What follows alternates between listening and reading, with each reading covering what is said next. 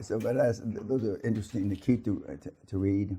When somebody takes up the banner or the baton, the baton, as they say here, to defend me, and it's kind of cute to watch. I appreciate the defense. I don't need it, but I appreciate it. But I don't interface with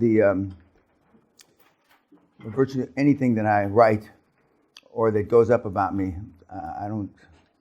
I let the kids comment back and forth, so I don't feed either the negative frenzies or positive frenzies in any way. First, I don't have time to read all.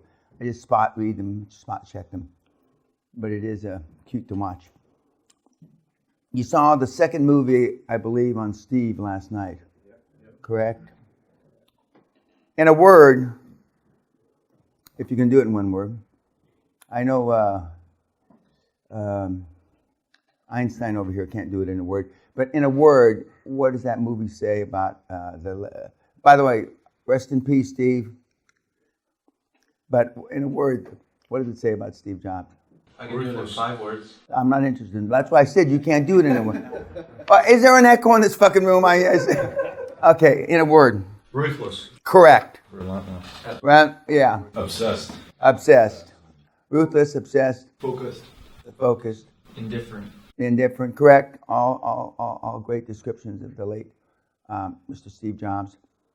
And it didn't mention it in that clip or that movie, but when he went off to university, he lasted, I don't know, either 3 days or 3 weeks. I'm not sure. I forget which. And he said, well, I got nothing to learn here. And so he left. Which there's a lot of truth in that. I could have probably done the same. But he, and as we've gone through some of the examples of his life, I mean, was a ruthless guy. A ruthless guy. The truth about him is only coming out like most people after they die. The first 6 or 7 months, they're saying all the glorious things. And at your obituary, I assure you, when they write your obituary, it's going to all be nice. Just virtually never does anybody say that in your obituary that you were just a first-class asshole. But as time goes by, bad things, not necessarily bad things, but the truth, the whole truth and nothing but the truth comes out. And another 20, 30, 40 years,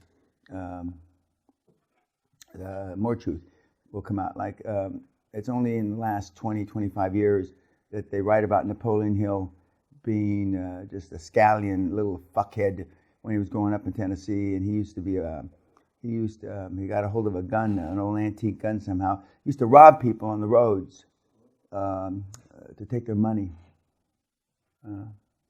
And of course, when they call me the modern day Napoleon Hill, I question some of that. Although I didn't rob anybody, but I certainly did some bad shit.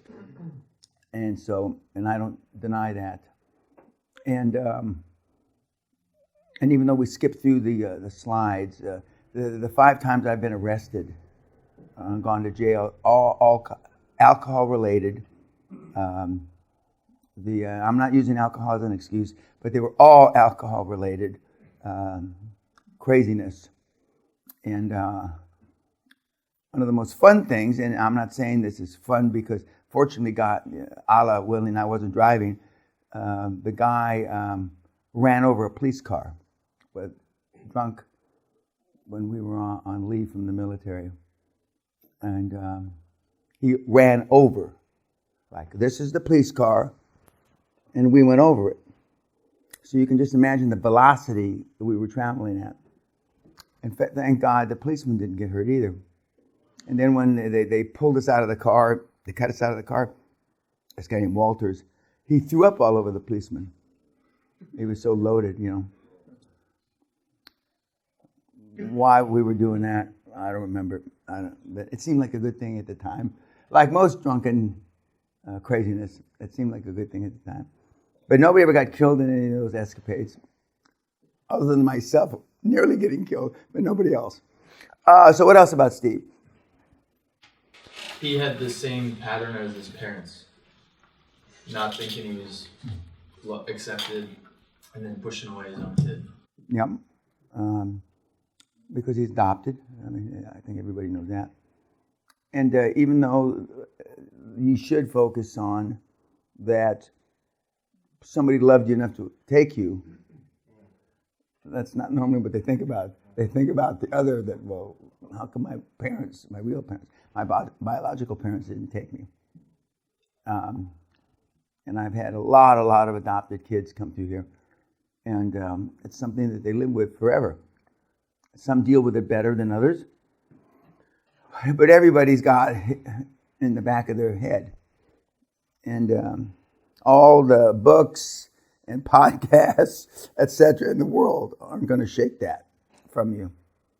And then there's people that build psychiatric practices just on that clientele, kids that were adopted. Steve was a ruthless guy, and he was focused.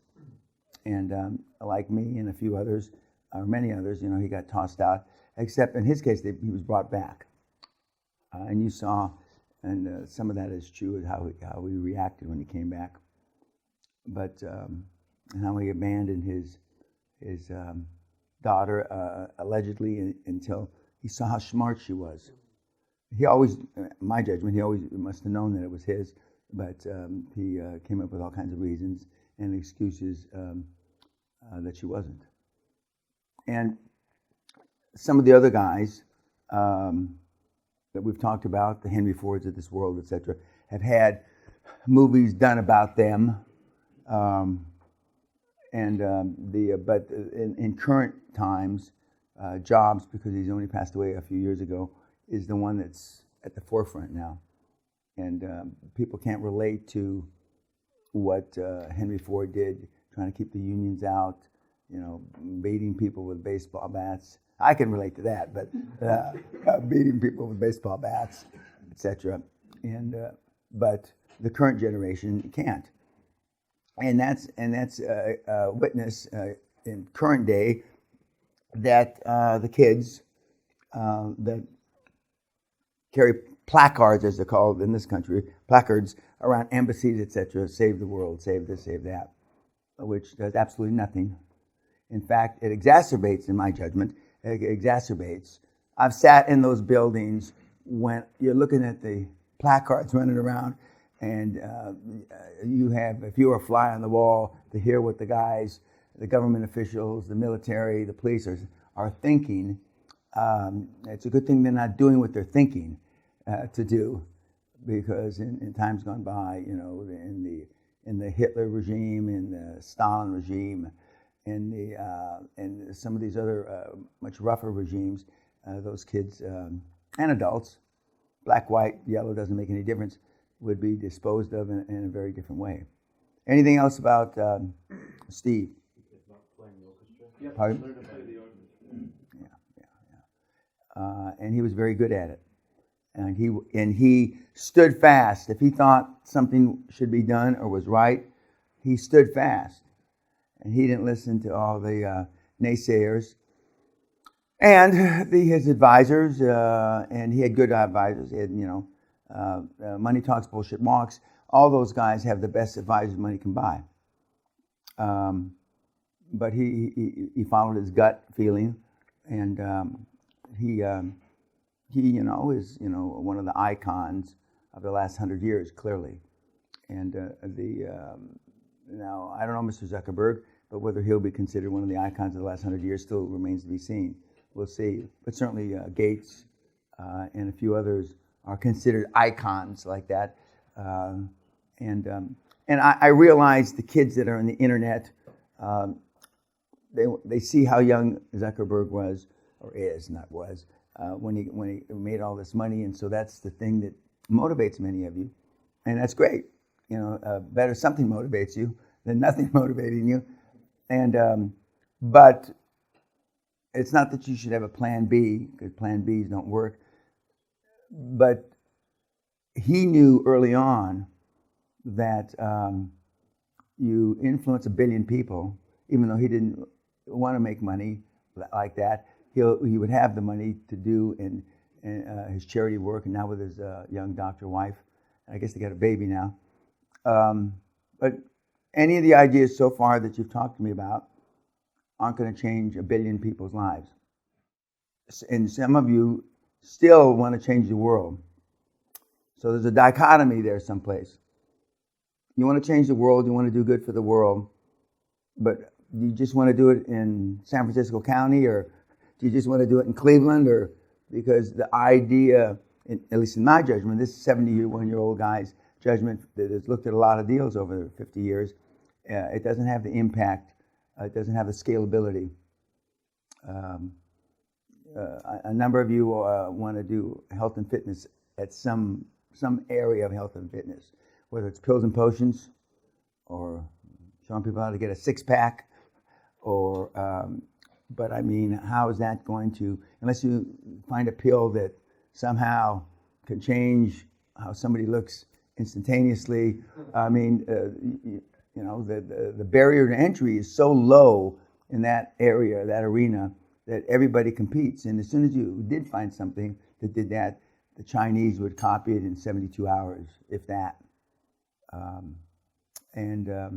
So, as I told most of you, or I told all of you, 1/3 of you guys come with no idea whatsoever. 1/3 of you have an idea that's not worth a shit, that's not fixable, and 1/3 of you have an idea that is maybe fixable. Is maybe time will tell. But you didn't have to have an idea or a business when you came here, and several of you don't. And some of you, the light bulb will go off while you're here. But when you get out there and you start looking at the various opportunities, the light bulb normally goes off. And sometimes the light bulb will go off, and then 10 weeks later you'll realize that you found something by serendipity that you can be passionate about easier. And I don't care if it's easier. The operative thing is to be passionate about whatever you do. And I beat on it long, and I'm going to continue to beat on it until you leave, because 10, 12-hour days don't feel like 10, 12-hour days when you love what you're doing. They just don't. When I was a golf fanatic, and one of the main reasons I moved here, because it was near the home of golf, St. Andrews, supposedly, started golf here 500-600 years ago. And I used to play golf as much as 72 holes a day. 72 holes a day. Because when the sun comes up at 3 o'clock, more or less during the summer, and the sun doesn't go down really ever, but you can play golf till about 1 o'clock. I mean, I was on the golf course. And I was obsessed, to say the least. I was a fucking fanatic. And I had 2 or 3 caddies a day because I wore them out. You know, and of course, when you walk 72 holes of golf, which I did, I mean, you get pretty fit, and you lose your baby fat for sure. But I was obsessed. But then over time, the obsession wore off, and then I got tired of driving or having been driven to St. Andrews to play golf, or Carnoustie, which is one of the great courses in the world. So then I built my own golf course. And I was obsessed, and I used to play from the time the sun came up until the time the sun went down. But then, you know, I got tired of that. And this was after I tried to retire 3 times, as I've written about, and I was unsuccessful in my retirement all 3 times. Okay, kids, YouTube, thanks a lot. We'll see you about lunchtime. Thank you.